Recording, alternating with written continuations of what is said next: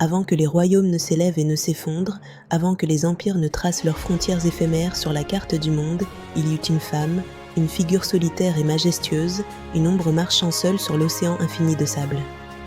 Son voyage était une quête, une destinée gravée dans les dunes mouvantes du Sahara.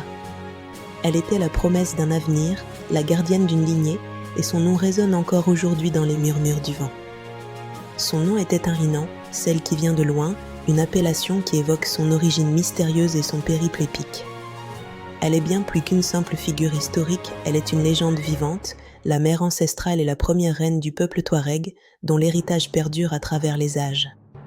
Son regard, empreint d'une détermination sereine, reflète la sagesse accumulée au fil des millénaires et la force inébranlable d'une femme destinée à fonder un royaume. Elle fuyait un royaume oublié, les terres du Tafilalt dans les montagnes de l'Atlas, cherchant un lieu sacré où la femme serait reine, où son autorité serait incontestée et où la terre elle-même deviendrait la mémoire vivante d'un peuple nouveau. Son voyage à travers le Sahara était une épreuve de survie, une lutte constante contre les éléments, mais chaque grain de sable emporté par le vent renforçait sa détermination à trouver ce havre de paix et de souveraineté. Des visions oniriques la guidaient à travers les mirages du désert, une cité verdoyante, luxuriante et presque irréelle, enfouie sous le sable, promesse d'une oasis de vie. Elle voyait des visages d'ancêtres, sages et anciens, gravés naturellement dans la roche, comme des sentinelles silencieuses de son destin. Et surtout, une amulette en croissant de lune, finement ouvragée, brillait dans ses songes, symbole puissant de son destin royal et de la protection divine qui l'accompagnait. La nuit tombée, sous un ciel infini parsemé d'étoiles scintillantes, Tinhinan contemplait la voie lactée, un ruban lumineux traversant l'obscurité. À ses côtés, sa fidèle servante Takama, vêtue de son habit bleu indigo, exprimait son inquiétude grandissante face à l'immensité et à l'incertitude de leur voyage. Le silence du désert était seulement rompu par le souffle du vent, portant les doutes et les espoirs de ces deux femmes. Takama, le cœur lourd et la voix empreinte d'une profonde anxiété, s'adressa à sa reine. « Ma reine, comment trouverons-nous la fin de ce désert sans fin ? Chaque jour ressemble au précédent, et l'horizon ne nous offre aucun signe de répit. Nos provisions diminuent et la fatigue nous gagne. Comment saurons-nous que nous sommes arrivés à destination, que notre quête est enfin achevée ?» Tinhinan, avec un sourire énigmatique et un regard tourné vers les constellations lointaines, répondit avec une sagesse ancestrale : « Quand les étoiles descendront toucher la terre, quand le ciel et le sable ne feront plus qu'un, alors nous saurons que nous sommes arrivés.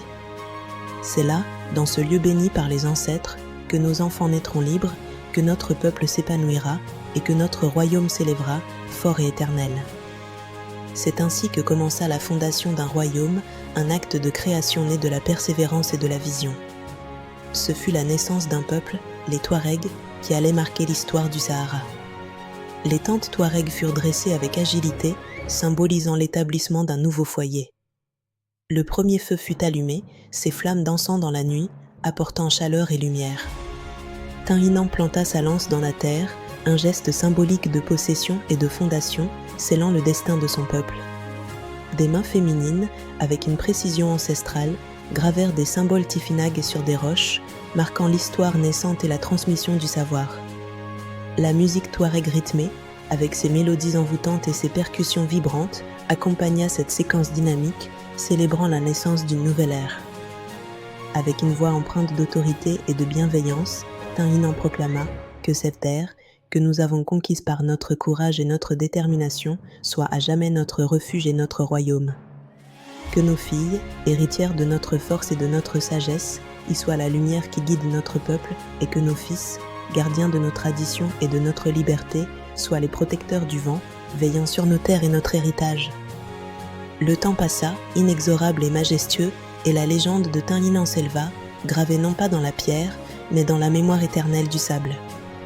Elle observa son peuple prospérer, les camplans s'étendre, les familles grandir et la culture touareg s'épanouir sous sa guidance.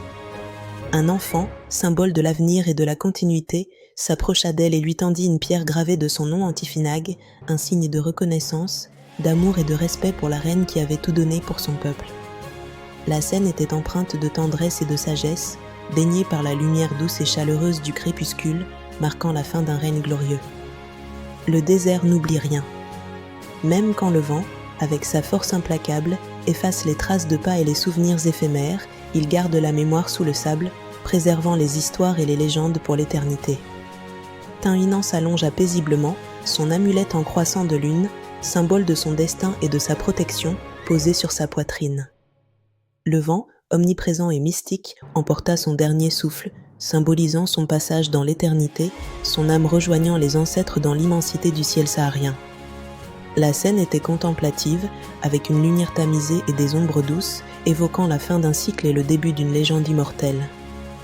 De nos jours, bien des siècles après son règne, un archéologue, vêtu de vêtements de terrain et armé de patience, nettoie méticuleusement une sépulture ancienne à Abalessa. Avec chaque coup de brosse, il révèle les secrets enfouis sous le sable et la caméra dévoile progressivement le visage momifié de la reine, Tainan, préservé par le temps et le sable, témoin silencieux d'une histoire millénaire. La lumière, plus neutre et scientifique, met en valeur les détails archéologiques, soulignant l'importance de cette découverte.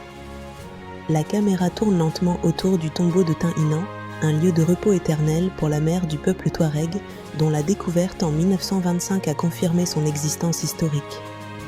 L'architecture simple mais imposante de la structure, située sur une colline surplombant un lit de rivière asséchée, témoigne de son importance.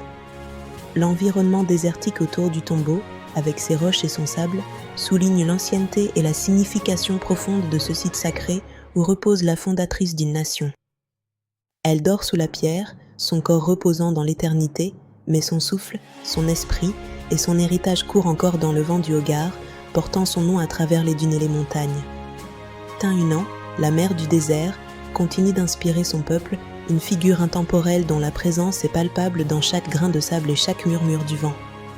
La scène est majestueuse et intemporelle, avec un chœur féminin touareg en crescendo, puis un silence contemplatif, honorant la mémoire de la reine. Son héritage perdure, une source inépuisable d'inspiration et de fierté pour les générations futures du peuple touareg. Son histoire est racontée de génération en génération, un rappel constant de leur force, de leur résilience et de leur identité. Elle est la mère du vent et du sable, la reine éternelle du Sahara, dont la légende continue de vivre dans le cœur de son peuple. Le silence est total, laissant l'impact de l'histoire résonner profondément.